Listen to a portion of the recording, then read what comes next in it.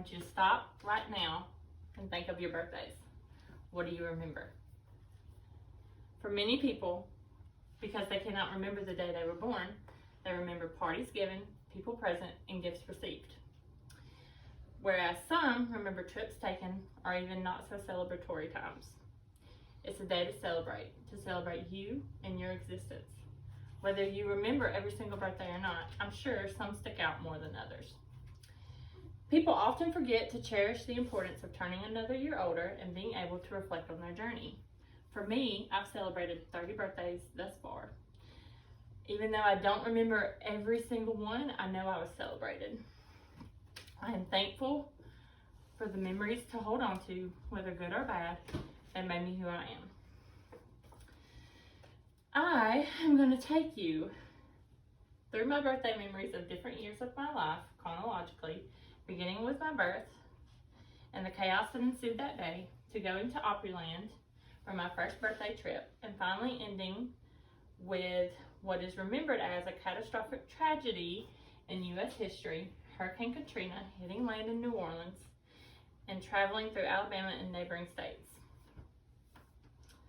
According to the Daily Viz, August 30th is ranked 34th in popularity for people born from 1994 to 2014.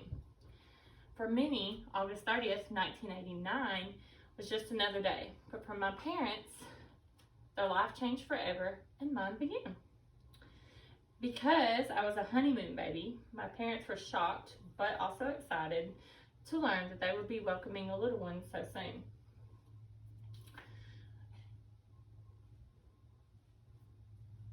Being the firstborn and the first granddaughter on my mom's side, my birth was highly anticipated. I was born at 4:01 p.m. at Citizens Hospital in Talladega, Alabama.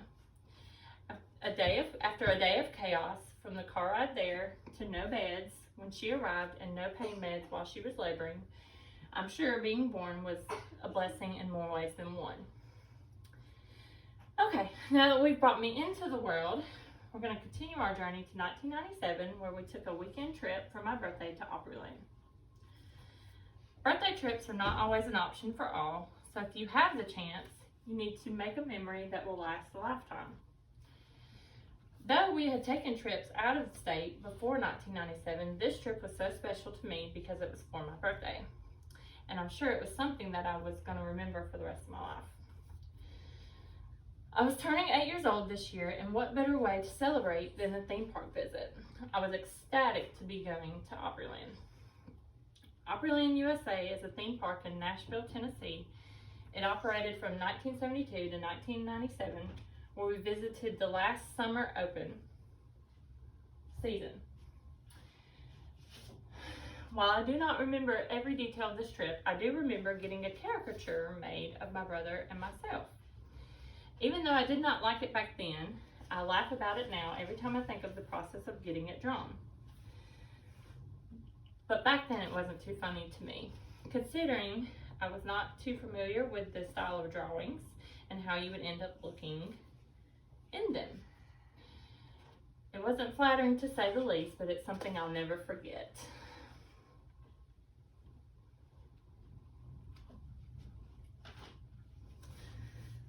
Even though we were enjoying this trip, a world-known tragedy would happen that same weekend when Princess Diana would be killed in an automobile accident. We were eating when we heard that it happened. Being so young, I was not even sure who Princess Diana was, but then on I became enthralled with her story, news segments, interviews, just everything about her and her legacy. Now we're going to travel to 2005, where yet another tragedy, Hurricane Katrina, made landfall in New Orleans, devastating Louisiana, Alabama, and surrounding states. Memories, whether good or bad, are there for a reason. We choose what we store and recall because of how it made us feel and what we experienced. Even though 2005 is not the last memorable birthday I had, it's important to me because what I took away from it. No matter the circumstance, make best with what you have at the moment and enjoy life while you can. August 30th had arrived, and Hurricane Katrina, a Category 5 hurricane, had ravaged New Orleans and the Louisiana coast and traveled to Alabama and neighboring states, where it dwindled down to tornadoes and rain. Wikipedia says Katrina displaced over 1 million people from the central Gulf Coast to elsewhere in the United States, making it the largest diaspora in U.S. history. While all this was going on, my family and I were bunkered down at a family friend's house.